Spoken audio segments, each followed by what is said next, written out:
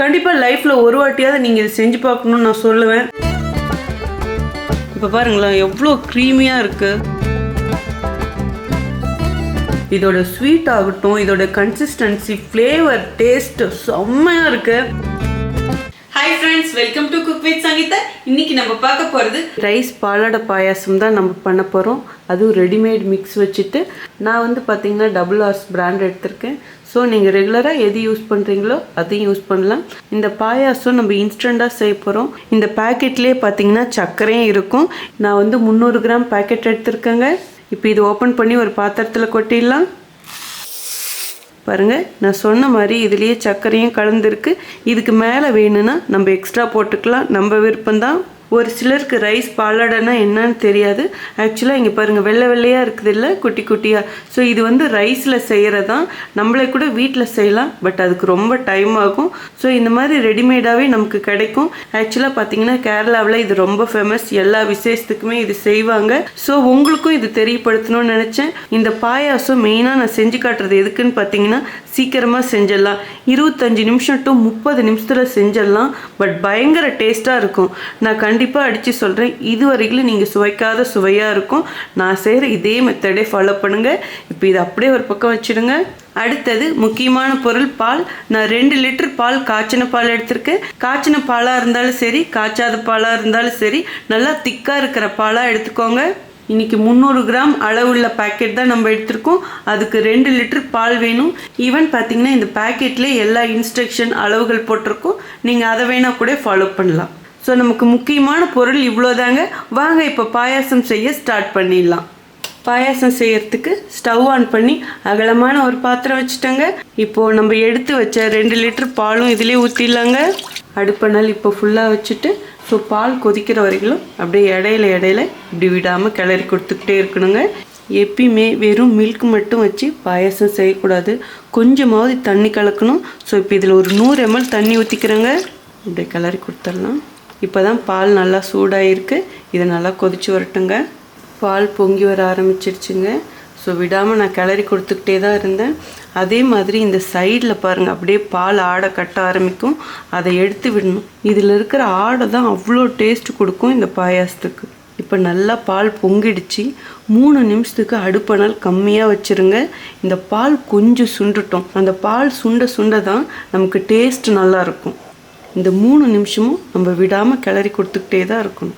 3 நிமிஷமாக பால் நல்லா சுண்டிக்கிட்டு தாங்க இருக்குது. ஸோ இந்த அளவுக்கு நம்ம சுண்ட வச்சா போதும். இப்படி சுண்ட வைக்கும் போதும் பாலில் இருக்கிற பச்சை மணமும் போயிடும். அதாவது பால் பாயாசம் வேண்டாம், பால் வாடையே பிடிக்காது அப்படின்னு நினைக்கிறவங்க கூட இப்படி பால் நல்லா சுண்ட வச்சு செஞ்சோமா டேஸ்ட்டாகவும் இருக்கும், பால் வாடையும் தெரியாது. ஸோ பாலும் பாருங்கள் முன்ன இருந்ததை விட திக்காயிடுச்சு. இந்த ஸ்டேஜில் இப்போது நம்ம எடுத்து வச்ச ரைஸ் பாலாடை மிக்ஸை அப்படியே இதில் போட்டுடலாங்க. இப்போ அப்படியே நல்லா மிக்ஸ் பண்ணி கொடுங்க. இப்போ அடுப்பணல் மீடியமாக வச்சுக்கோங்க. மீடியமான அனல்லே இது நல்லா வேகட்டுங்க. அந்த பாலாடை ரைஸ்லாம் அப்படியே நல்லா சாஃப்டாக வேகணும். ஸோ அது வரையிலும் கம்மியான தீயில் வச்சு நம்ம வேக வைக்கணும். இப்படி நல்லா கிளறி கொடுத்துட்டு ஸ்வீட் போதுமானு பாருங்கள். உங்களுக்கு தேவைன்னா இன்னும் கொஞ்சம் ஆட் பண்ணிக்கலாம். நான் வந்து இதில் லாஸ்ட்டாக மில்க் மெய்ட் ஆட் பண்ண போகிறேன். ஸோ அதனால் நான் எக்ஸ்ட்ரா சர்க்கரைலாம் போடல. ஆக்சுவலாக இதில் இருக்கிற சர்க்கரையே மீடியமான ஸ்வீட் இருக்கும். ஸோ சப்போஸ் வேணும்னா மட்டும் நம்ம போட்டுக்கலாம். இப்போ இது நல்லா கொதித்து ஒரு கொதி வரட்டுங்க.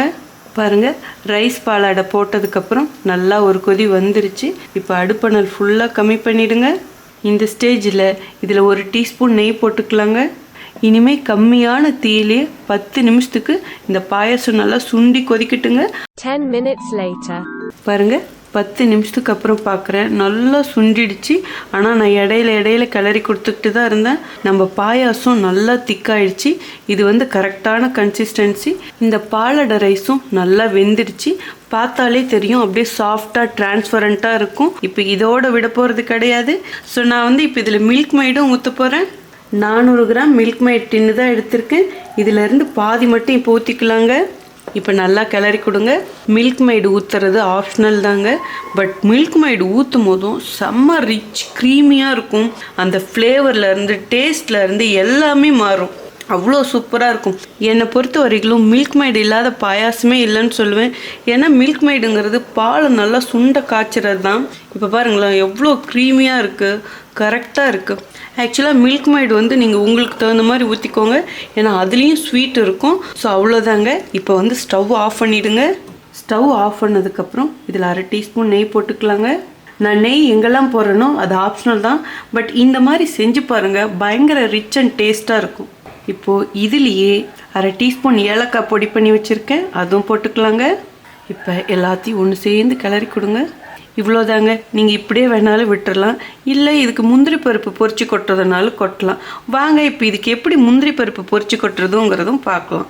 முந்திரி திராட்சை பொரிக்கிறதுக்கு ஸ்டவ் ஆன் பண்ணி ஒரு பாத்திரம் வச்சுட்டேங்க. இதுலேயே 1 டீஸ்பூன் நெய் போட்டுக்கலாம். அடுப்பணல் கம்மியாக வச்சுக்கோங்க. இந்த நெய் உருகட்டும்.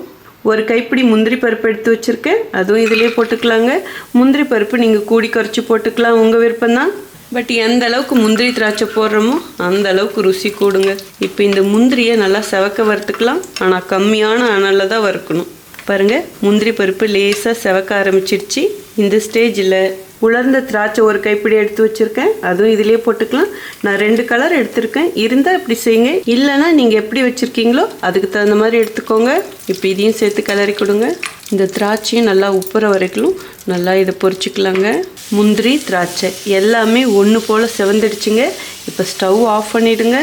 இனிமேல் இதை பாயாசத்தில் கொட்டிடலாம். இப்போ அப்படியே மிக்ஸ் பண்ணிக்கலாங்க. அவ்வளோதாங்க, சூப்பராக மணக்க மணக்க நம்ம ரைஸ் பாலாடை பாயாசம் ரெடி ஆயிடுச்சு. வாங்க எப்படி இருக்குன்னு டேஸ்ட் பார்க்கலாம். இப்போ பாயாசத்தை ஒரு சர்விங் பவுலில் மாற்றிக்கலாங்க. பொரிச்ச முந்திரி திராட்சை கொஞ்சம் எடுத்து வச்சுருக்கேன், அதை அப்படியே மேலே டெக்கரேட் பண்ணிக்கலாம். இப்போ எப்படி இருக்குன்னு டேஸ்ட் பார்க்குறதுக்கு முன்னாடி தேவையான டிப்ஸ் கொடுத்துட்றேங்க. இந்த பாயாசம் 2 லிட்டர் பால் ஊற்றி வச்சோம், ஆனால் இதில் பால் வாடையே தெரியாது. ஏன்னா நம்ம செஞ்ச மெத்தட் அந்த மாதிரி. நம்ம ரெடிமேடு மிக்ஸ் வச்சு தான் செஞ்சோம். ரொம்ப ரொம்ப ஈஸி. கண்டிப்பாக இது மாதிரி ட்ரை பண்ணி பாருங்கள். இப்போ இதுக்கு மெயினாக டிப்ஸ்ன்னு பார்த்தீங்கன்னா, நம்ம இதுக்கு போடுற அளவுகள் பார்த்தீங்கன்னா ஆல்ரெடி அதிலே சக்கரைலாம் கொடுத்துருக்காங்க. அது மீடியமான ஸ்வீட்டாக இருக்கும். ஸோ எக்ஸ்ட்ரா வேணுன்னா நம்ம போட்டுக்கணும். ஸோ நான் எக்ஸ்ட்ரா சக்கரை போடுறதுக்கு அதில் மில்க் மைடு ஊற்றிருக்கேன். ஸோ மில்க் மைடு ஊற்றும் போதும் பாயாசம் அவ்வளோ சூப்பராக இருக்கும். பால் நல்லா சுண்டை விட்டு பண்ணும்போது ரொம்ப டைம் எடுக்கும். பட் இப்போ நான் செஞ்ச மெத்தடில் செஞ்சிங்கன்னா சூப்பராக செஞ்சிடலாம். ஆக்சுவலாக இதை கேரளாக்காரவங்க மட்டும்தான் செய்யணும்னு கிடையாது, எல்லாருமே செய்யலாம். ஸோ அவ்வளோ சூப்பராக இருக்கும்.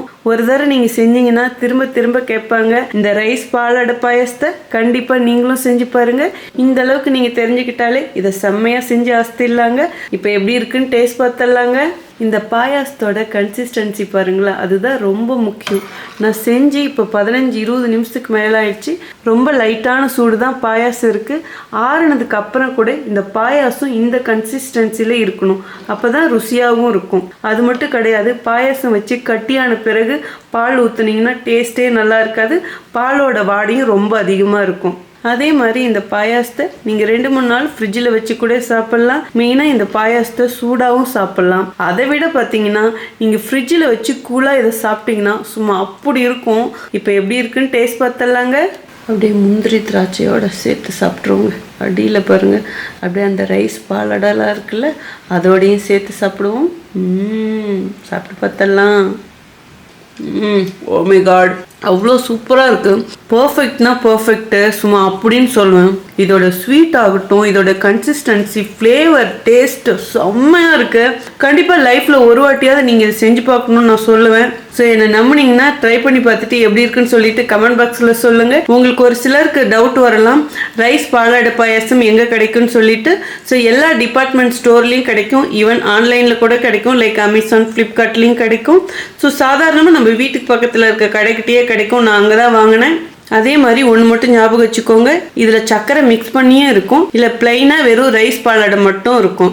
ஸோ உங்களுக்கு எப்படி வேணுமோ அதுக்கு தகுந்த மாதிரி நீங்கள் சூஸ் பண்ணிக்கலாம். உங்களுக்கு இந்த ரெசிபி பிடிச்சதுன்னா ப்ளீஸ் மறக்காமல் ஃபர்ஸ்ட் ஒரு லைக் கொடுத்துருங்க. ரொம்ப ரொம்ப பிடிச்சதுன்னா உங்கள் ஃப்ரெண்ட்ஸ் அண்ட் ஃபேமிலிக்கு ஷேர் பண்ணுங்கள். நீங்கள் இது வரைக்கும் எனக்கு கொடுத்துட்ருக்க அன்புக்கும் ஆதரவுக்கும் ரொம்ப ரொம்ப நன்றி. உங்களுக்கு என்ன ரெசிபி வேணுமோ ப்ளீஸ் அதுவும் கமெண்ட் பாக்ஸில் சொல்லுங்கள். இதே மாதிரியே அடுத்த ஒரு ஸ்பெஷல் வீடியோவில் சந்திக்கிறதுக்கு முன்னாடி ஒரு ஹம்பிள் ரிக்வெஸ்ட் இருக்குது. ஃபேஸ்புக்லேயும் நமக்கு குக் வித் சங்கீதா பேஜஸ் இருக்குது. ப்ளீஸ் அதுவும் அப்படியே லைக் பண்ணி ஃபாலோ பண்ணிக்கோங்க. அடுத்த ஒரு ஸ்பெஷல் வீடியோவில் உங்களை சந்திக்கிறேன். Until then, see you. Bye bye. Love you all.